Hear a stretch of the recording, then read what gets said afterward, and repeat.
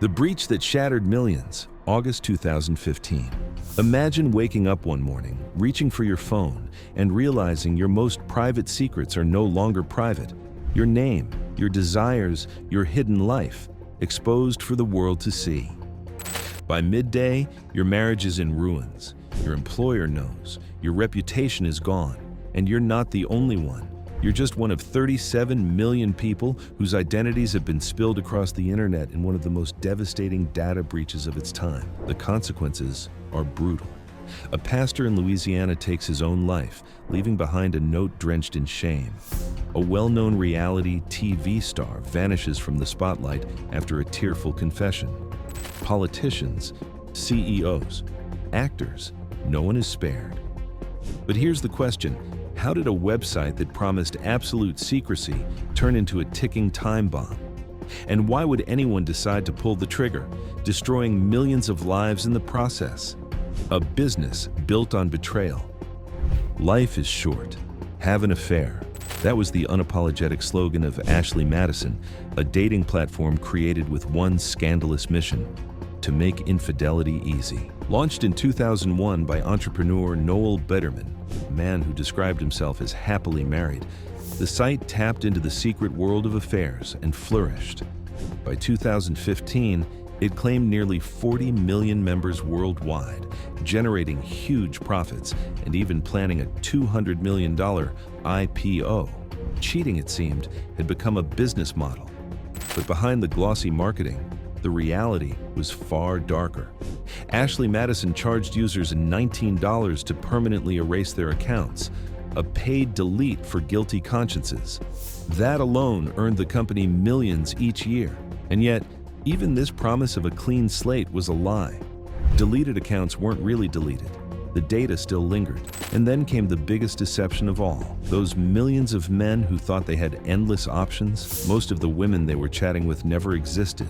Internal leaks later revealed tens of thousands of fake accounts, chatbots designed to flirt, send teasing messages, and keep men spending money.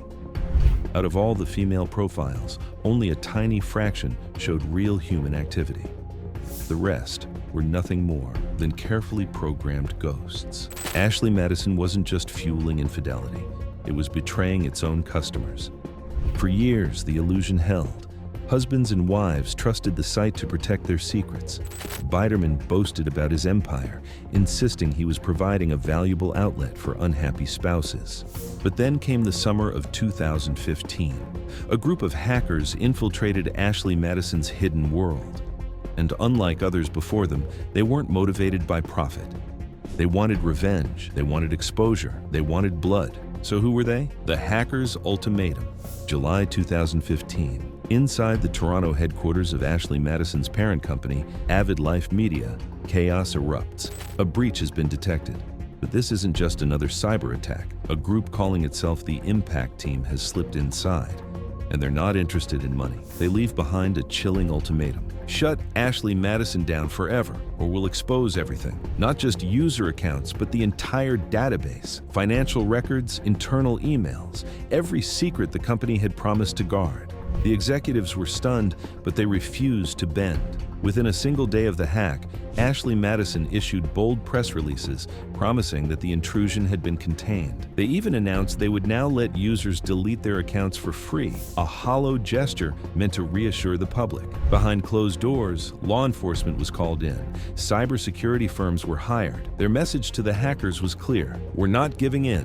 To CEO Noel Biderman and his team, the ultimatum seemed like a bluff. They had too much at stake to pull the plug, so they kept the site running, gambling that the storm would pass. For a while, it looked like they might be right. Weeks went by with no new activity. Headlines faded. Maybe the hackers had lost interest. But then came the proof. On July 21st, the Impact Team released a sample, just a few thousand records, names, emails, credit card transactions, enough to prove their threat was deadly serious. Panic gripped the company, but publicly, executives still denied their core systems had been breached. It was a stall, a desperate attempt to hold the facade together. Meanwhile, the hackers were preparing the real strike. Mid-August 2015, On the hidden corners of the internet, a torrent link appeared. 10 gigabytes of stolen data, sealed with a cryptographic signature. When decompressed, it ballooned to a staggering 60 gigabytes.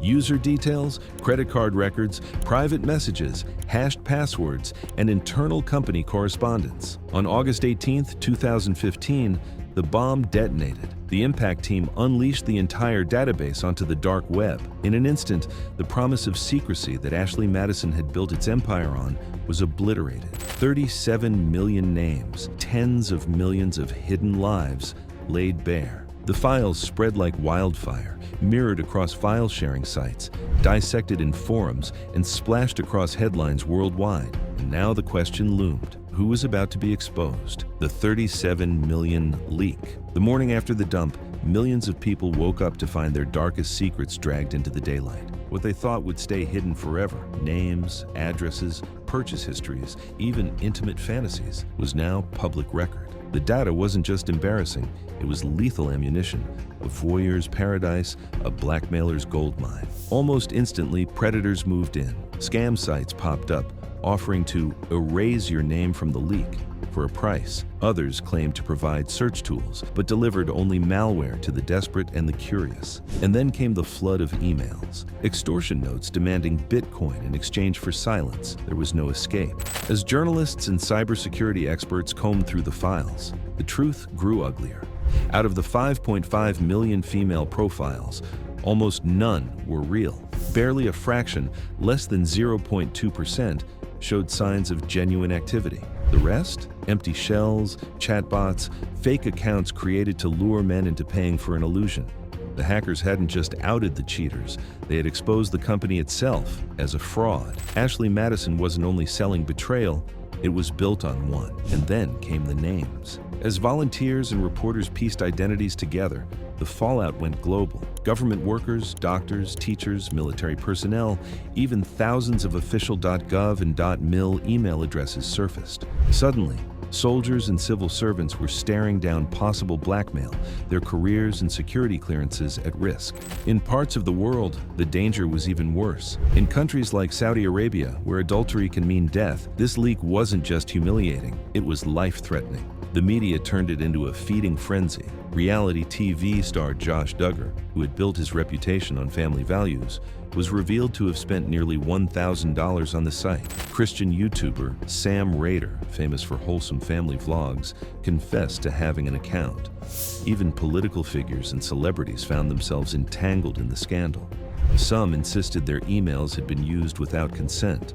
Others stayed silent, watching their lives disintegrate in real time. For those exposed, it wasn't entertainment, it was devastation.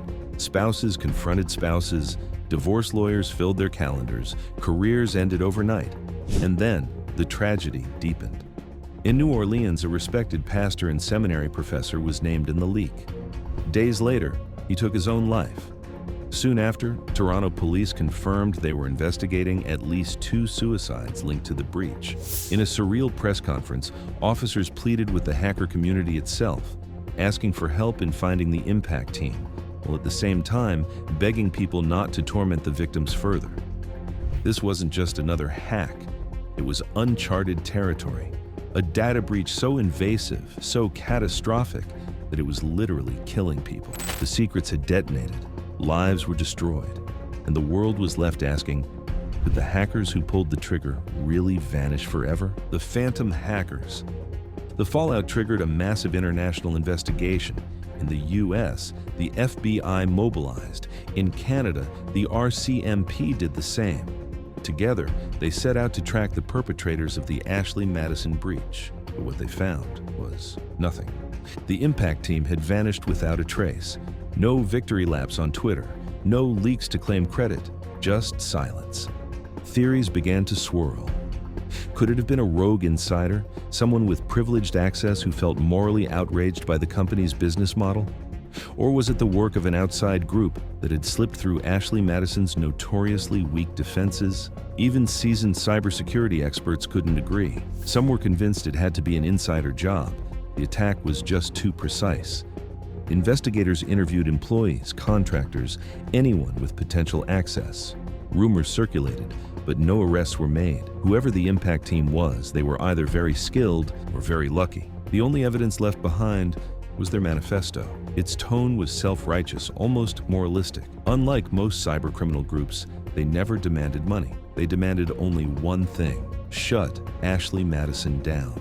This wasn't about profit, it was about punishment, and that made the case nearly impossible to solve because there was no money trail to follow. Meanwhile, the company faced its own reckoning. Lawsuits poured in from furious users.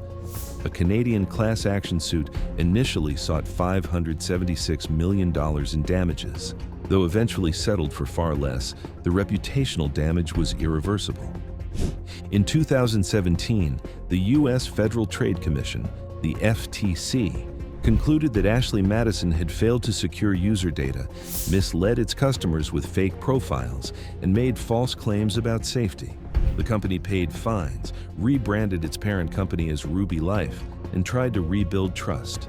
But the scandal took down its most visible figure. Founder and CEO Noel Bitterman, the so-called king of infidelity, resigned in disgrace within days of the leak. His own emails revealed he hadn't been faithful, despite publicly promoting his image as a happily married man. And yet, astonishingly, Ashley Madison survived.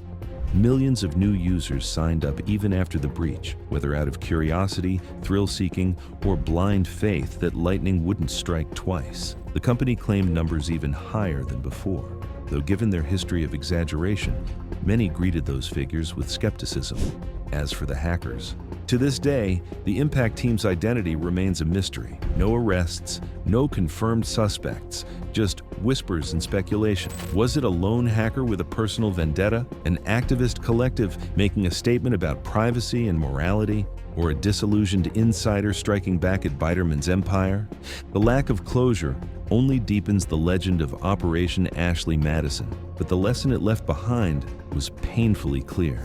If even a company that sold itself on secrecy couldn't protect its data, then no one's information is truly safe. Every detail we surrender online, no matter how private, can one day be weaponized against us. And Ashley Madison was only the beginning.